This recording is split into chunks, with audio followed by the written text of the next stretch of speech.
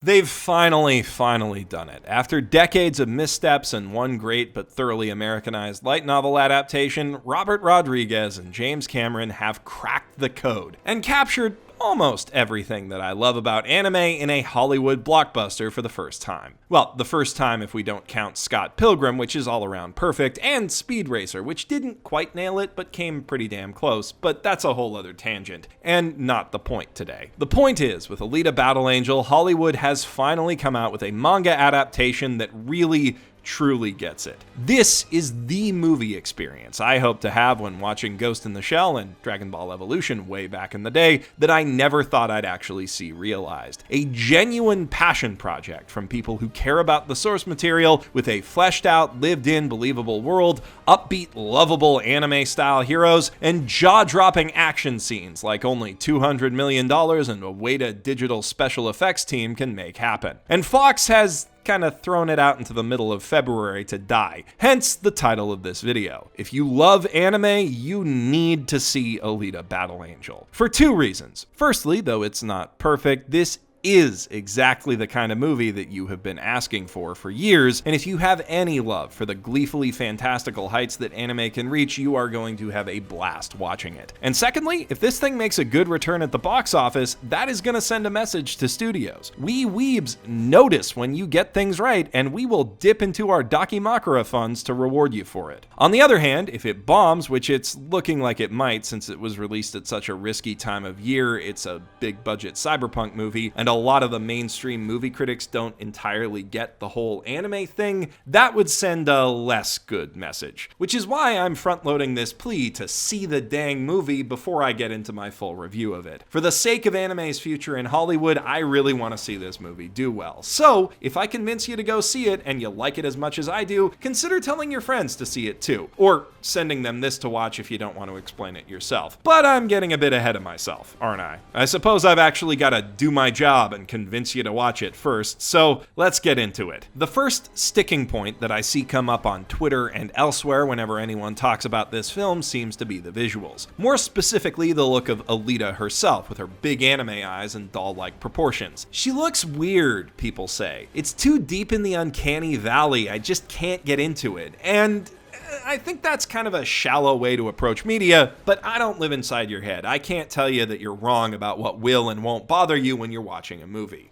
I can tell you that everyone saying the film lands in the uncanny valley is using that term incorrectly because it refers exclusively to things that try and fail to pass for human, and Alita's exaggerated features are designed specifically to highlight her inhumanity as a cyborg and avoid venturing into that territory in the first place, but that kind of misses the point, and it doesn't help if you still think she looks too creepy or goofy to take the film seriously. What I can say though is that I was right there with you in laughing and cringing a bit when I saw the first teaser for this movie. I straight up rolled my eyes the first time I saw this character design, but when I was sitting in the theater after the first minute or two, it didn't bother me at all. In fact, I quickly came to love it. Alita, as played by the talented Rosa Salazar and animated by the equally talented artists at Weta, has remarkable emotional range. It's easy to empathize with her as a character, and thanks to top-notch compositing, just as easy to believe that she's physically there with the other actors. In my opinion, she's one of the most convincing special effects creations ever put to film. Unsurprisingly, since this is a James Cameron production, and he pretty much wrote the book on integrating CGI into live-action footage. Alita's constant presence in turn makes it easier to accept the film's more outlandish and creative cyborg designs and helps to bridge the gap between the live-action hybrid scenes and the full-blown CGI set pieces in such a way that you're never left thinking, well, that looks fake. And that might seem like a really negligible thing, but it's arguably the most important trick that this film employs. Because while it is a good movie in many other respects, it's those wild character designs and the insane action scenes that make it worth watching. With gravity-defying martial arts, crazy weapons, and brutal moments of violence. It's amazing what you can get away with using a cast of blue-blooded cyborgs. Alita goes full anime with its action scenes and succeeds like nothing before it. I was more than a bit worried by the PG-13 rating going into this, but as soon as I saw Alita drop kick a lady's head into a concrete wall and then watched the rest of her body limply fall away from it, my fears immediately vanished. The major antagonists, Gruishka and Zapan, stand out the most, but from the old dude with the robot dogs to Chain Whip Lady to the big guy with buzzsaw arms, every cyborg in the film has a distinctive, memorable design and unique way of fighting. And the film uses every last one of them to full effect in a wide range of equally memorable, visceral fight scenes. From that first tense back alley dust-up to the chaotic bar fight to the insane BattleBots death race basketball antics of the motorball arena toward the end, no two fights in the film are the same, and each one will get your pulse pounding as you watch it. For the action alone, it is well worth seeing this on the biggest screen you can, and in 3D so long as that doesn't turn your stomach. Even when the action isn't turned up to 11, this is a beautiful film to look at, with striking shot compositions that look good in 2D, but that are also designed to take full advantage of stereoscopic depth. And it's not just the VFX that's nice to look at. The costuming and physical set design is on point, creating the impression, when the camera gets close enough, of a gritty, lived-in world that you can really touch. A nice contrast to the glitz of the motorball arena and the distant, overly pristine floating city of Zalem. And the script pulls equal weight in bringing that world to life. Alita's setting is complex, with a lot of history behind it that could easily form the full plot of a different franchise. I mean, it's set in a sprawling slum town under a city on a space elevator platform, which is the last remaining bastion of cybernetically enhanced humanity following a 300-year-old apocalypse, which was brought on by a war between Earth and its Martian colonies.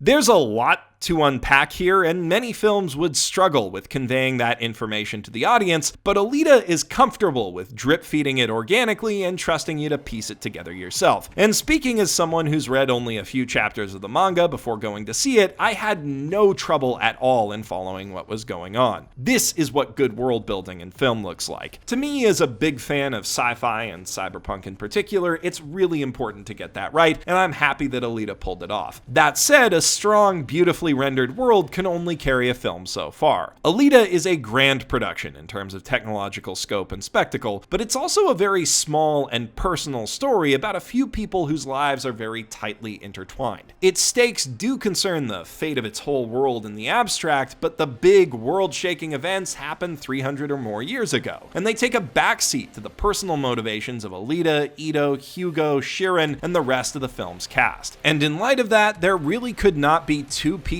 more perfectly suited to bringing this film to life than James Cameron, arguably the most ambitious man in Hollywood, and Robert Rodriguez, a disciplined master of small-scale productions who knows how to get every penny's worth from a tight budget. Rodriguez took an epic script that Cameron had been struggling to shave down for 20 years and turned it into something filmable without sacrificing an ounce of its fusion-powered heart. The story of an abandoned cyborg girl with incredible hidden abilities fighting her way through a broken world is clearly one that spoke to both filmmakers, and both were clearly passionate about doing it justice. That said, they didn't do a perfect job of balancing all of the film's different demands. If there's one thing I definitely can fault Alita Battle Angel for, it's that it moves a little too quickly in trying to cover a huge swath of the manga's plot. It's not rushed per se, the plot is easy to follow and the main characters have strong, clearly defined arcs, but it does take some shortcuts, and there are a few moments where you can clearly see the stitches around a missing scene or two. The jump from Alita's argument with Doc Ito to the barroom brawl from the trailers is probably the most jarring of the bunch. And as a result of the truncated time frame of the movie, Alita's blossoming romance with Hugo falls more than a little flat. We see all of the beats along the way, but the transition from longing looks to scandalous handholding to smooching feels very abrupt, and judging from the dialogue, it seems like there may have been at least one scene cut where Alita's lack of a sense of touch gets in the way Mary or something like that.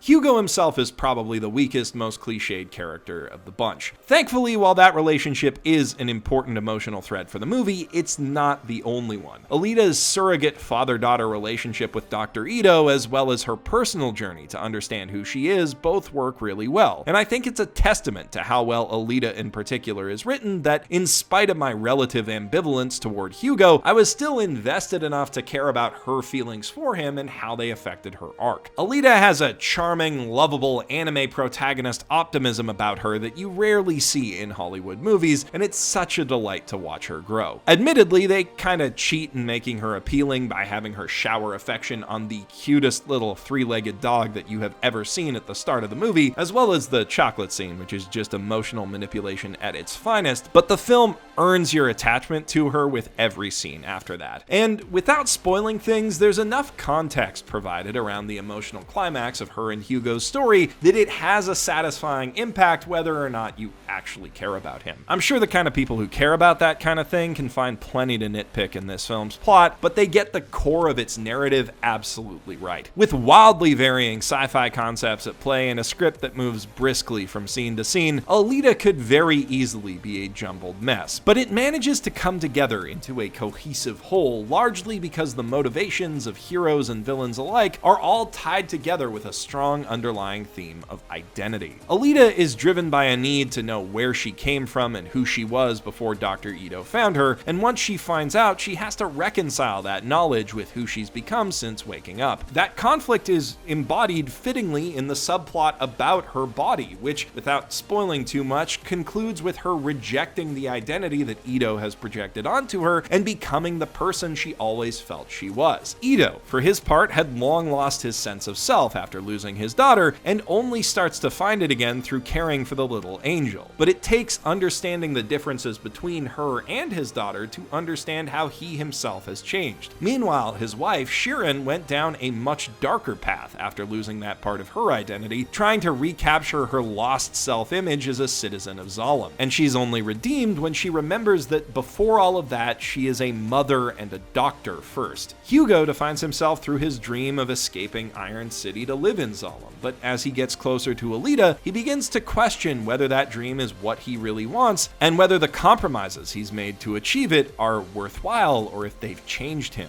Even Zapan, who would otherwise feel like a second-stringer B-plot villain, plays on this theme through his obsession with his image and the look of his cyborg body, and especially his face. And part of what makes the film's shadowy main villain, Nova, so frightening is the way that he steals and erases the identities of his servants in order to enact his will. Through these and other characters, Alita explores how our self-image can change with experience, how other people can reshape it, and how losing it or living in a body that doesn't match it can negatively affect us. And it does so much more effectively than 2017's similarly themed Ghost in the Shell without explaining a word of it. I'm not saying that Alita is the most brilliant movie in the world by any stretch of the imagination, but anyone who says that it's all flash and no substance was simply not paying attention when they watched it. And I'd wager most of the critics saying that have probably never seen an anime before, because in the tradition of many great anime, a lot of this information is delivered and a lot of those themes are explored through the flashy stylistic elements and even through the bombastic action scenes. Which is why, if you're the kind of person who likes watching my videos or who likes anime in general, I really think that you should give this film a shot. It feels like a proper big screen translation, not just of the slick aesthetics and crazy high concepts that we love in anime and manga, but of the underlying storytelling sensibilities and approaches to crafting characters that make us love them in the first place. And if we collectively can make it a hit with hopefully more than a little bit of help from the Chinese box office, that will raise the odds that we get to see more movies like it in the future. Also, I really want Alita in particular to score a sequel because it ends on a bit of a cliffhanger, which I know might throw some of you off, but they do resolve every vital plot thread before that point, so the film still feels satisfying and self-contained at its conclusion, and that's really the best option they had. The Alita manga is far too long to cover in one movie, no matter how much you cut, and in my opinion, it's good that they left this open for a continuation instead of trying to cobble together a Bones ending for it. And you know what? If you do see it and you come away just dying to know what happens comes next, you can always read the manga through Bookwalker, who were kind enough to sponsor this video. Bookwalker, if you didn't know, is Kadokawa's official ebook store, where you can buy hundreds of English language manga and light novels to read on your computer, phone, or tablet, all in super high resolution. They happen to have every volume of Alita available on their store, and hey, isn't this convenient? Between now and February 18th, the sequel series Last Order, the prequel Mars Chronicle, and the short story collection Holy Night are all on sale for 50% off. And if you're a new user, you can get an additional 600 yen off of your order of any of those books if you use the promo code BASEMENT at checkout. If you want to dive deeper into Alita's world or just read up on it a bit before you see the film, Bookwalker is the most convenient way to do it without sacrificing the fidelity and detail of a physical book. And if not, they have a ton of other great manga to read as well. Whatever you pick up, remember to use the promo code BASEMENT when you do for that 600 yen discount. Let me know in the comments below what you thought of Alita Battle Angel if you saw it, and if you've read the manga, how you think it holds up as an adaptation. And while you're down there, if you want to see more videos from me every week, consider gently pressing that subscribe button. Also, if you're watching this the day it goes live, make sure you tune in to the Anime Awards tonight on Twitch. I'm Geoff Thew, professional shitbag, signing out from my mother's basement.